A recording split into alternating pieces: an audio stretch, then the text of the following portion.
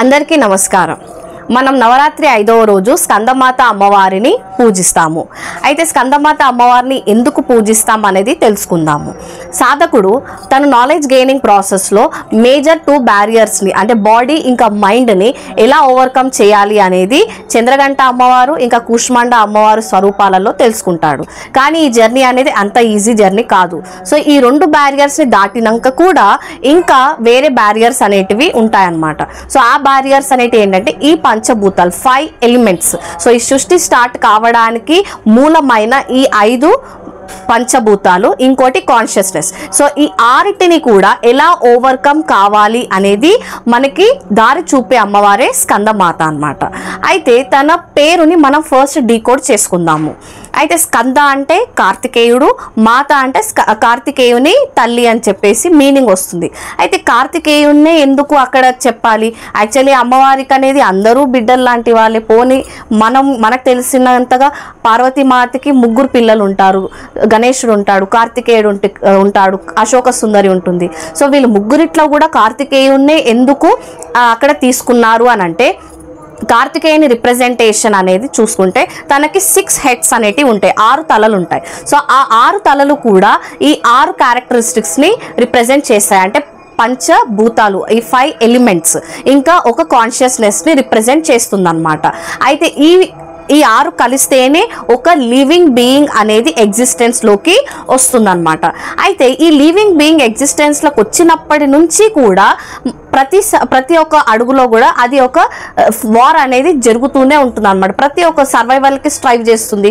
Survival needs అయిపోయినాక మళ్ళీ ఇది బ్యాక్ జర్నీ చేసి మళ్ళీ కాన్షియస్నెస్లోకి ఎలా వెళ్ళాలి అనేది కూడా అది ట్రై చేస్తూ ఉంటుంది అన్నమాట.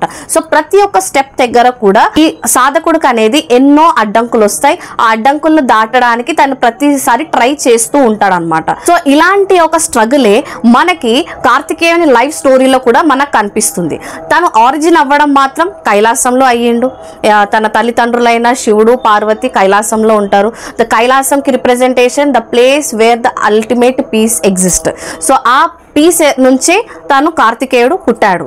కానీ అక్కడ తను లైఫ్ అనేది సాగించలేదు. మళ్ళీ ఆ కైలాసానికి వెళ్ళడానికి కూడా తను ఎంతో స్ట్రగుల్ అనేది మధ్యలో చేశాడనమాట. సో ఇదే సేమ్ లైఫ్ రిప్రజెంటేషన్ అనేది ప్రతి ఒక్క జీవికి కూడా కనిపిస్తుంది అనమాట.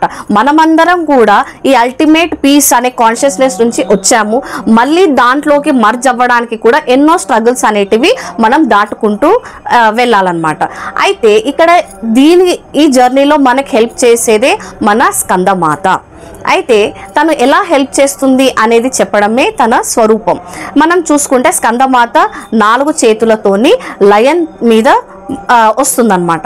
అయితే 4 చేతులలో 2 చేతులలో లోటస్ ఉంటుంది, ఇంకా ఒక చేతిలో కార్తికేయుని పట్టుకొని తన ఒళ్ళో కూర్చోబెట్టుకొని ఉంటుంది, ఇంకో చేతితోని అభయముద్ర హస్తం కనిపిస్తుంది అనమాట.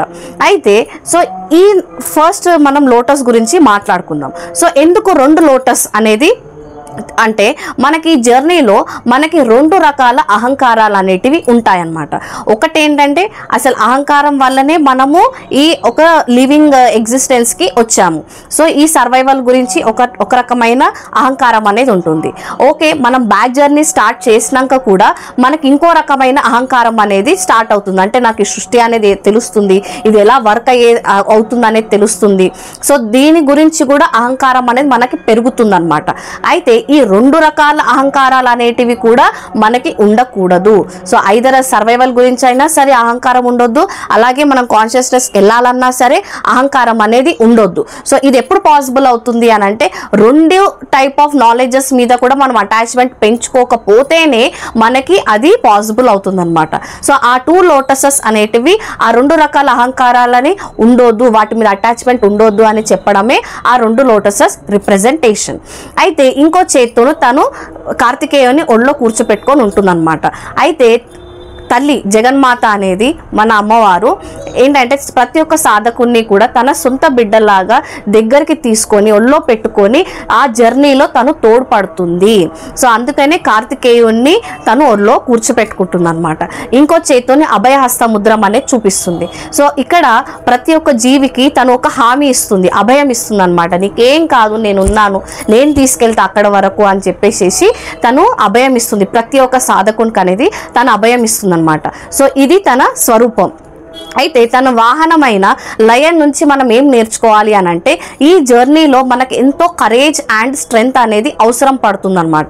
సో ఈ రెండింటిని రిప్రజెంట్ చేసేదే లయన్. సో ఇవన్నిటి తోడు తీసుకొని మనము ఎక్కడి నుంచి అయితే స్టార్ట్ అయ్యామో మళ్ళీ అక్కడికే వెళ్ళడానికి తోడ్పడుతుంది అనమాట. ఏదైతే అల్టిమేట్ పీస్ నుంచి మనం సపరేట్ అయినామో ఆ మళ్ళీ అదే అల్టిమేట్ పీస్కి మనం వెళ్ళిపోవాలి. దాన్ని మనం బ్రహ్మానందం అని చెప్పేసి అంటాము. సో ఏ బ్రహ్మానందం నుంచి అయితే మనం సపరేట్ అయ్యి ఇదంతా స్ట్రగుల్ అయితే పడుతున్నామో మళ్ళీ అదే బ్రహ్మానందంకి తీసుకెళ్ళడానికి హెల్ప్ చేసేదే మన స్కందమాత అన్నమాట. అయితే అసలు ఎందుకు సపరేట్ అయ్యాము అనేది తెలుసుకోవడానికి మనం తన ప్రసాదం గురించి తెలుసుకోవాలి. సో తనకి బనానా ప్రసాదంగా పెడతారనమాట. అయితే బనానా ప్రతి ఒక్క పార్ట్ చూసుకుంటే కూడా ఏంటంటే అది లేయర్ బై లేయర్ చుట్టుకొని ఉంటుందన్నమాట. అయితే మనకు అది ఒక ట్రంక్ లాగా కనిపిస్తుంది. చెట్టును చూసుకుంటే ట్రంక్ లాగా కనిపిస్తుంది, కానీ యాక్చువల్లీ అది ట్రంక్ కాదు. ఏంటంటే పాత లీవ్స్ అనేటివి అది ఒకదాని మీద ఒకటి ఓవర్లాప్ అయి ఉంటాయి అన్నమాట. సో ఇంకోటి పువ్వుని చూసుకున్నా సరే అది కూడా లేయర్ బై లేయర్ అన్ని ఓవర్ కోటింగ్స్ తోని కవర్ అయి ఉంటుంది. అలాగే ఫ్రూట్ బనానాను చూసుకున్నా సరే దానికి ఉన్న పీల్ తోని అంత కవర్ అయి ఉంటుంది అన్నమాట ఫ్రూట్ అనేది. సో ఇక్కడ కూడా ఏంటంటే మనం ఆ బ్రహ్మానందంలో ఉన్నప్పుడు దాని నుంచి సపరేట్ అవ్వడానికి రీజన్ ఏంటిది అని అంటే ఈ లోకమాయ. సో ఈ లోకమాయ అనేది మనని ఎంతగా కప్పేస్తుంది అని అంటే దాని ఒరిజినల్ స్వరూపం అనేది మనం మర్చిపోతాం అన్నమాట. సో అది మనం ప్రసాదంగా పెట్టినప్పుడు ఏంటంటే ఆ లోకమాయ నుంచి బయటికి రావడానికి అమ్మవారు అనేది మనకి ఆ లేయర్స్ అన్నిటినీ తొలగించి ఆ ఫైనల్ బ్రహ్మానందం ఏంటిది అనేది మనకి చూపిస్తుంది అనమాట. సో అందుకనే మనం బనానాని అమ్మవారికి ప్రసాదంగా పెడతామన్నమాట. సో ఇది స్కందమాతని పూజించడానికి వెనకాల ఉన్న రీజన్. సో మనం కూడా ఆ స్కందమాతని ప్రే చేసి ఎక్కడ నుంచి అయితే మనం ఆ బ్రహ్మానందం నుంచి మనం సపరేట్ అయ్యామో మళ్ళీ అక్కడికే తీసుకెళ్ళమని మనం అందరం ప్రార్థిద్దాము. సో లాస్ట్లో ఇంకో పాయింట్ యాడ్ చేయాలనుకుంటున్నాను. అదేంటంటే మన Hinduism is not a mythology, ఇదంతా కూడా ప్యూర్ సైన్స్. సో ఈ సైన్స్ అనేది మన ఎంతో నాలెడ్జ్ అనేది హిడెన్ ఉంది. సో ఇది మనం సాంస్క్రిట్ లాంగ్వేజ్ నేర్చుకుంటే ఈ నాలెడ్జ్ అన్నిటినీ కూడా మనం వెనుకకి తీసుకురావచ్చు, which is required at this moment. So దీన్ని అందరం సాంస్క్రిట్ నేర్చుకుంటేనే మనం ఆ నాలెడ్జ్ అంతని కూడా తీసుకురాగలుగుతాము. సో అందరూ కూడా సాంస్క్రిట్ నేర్చుకుంటారని అనుకుంటున్నాను. Thank you very much.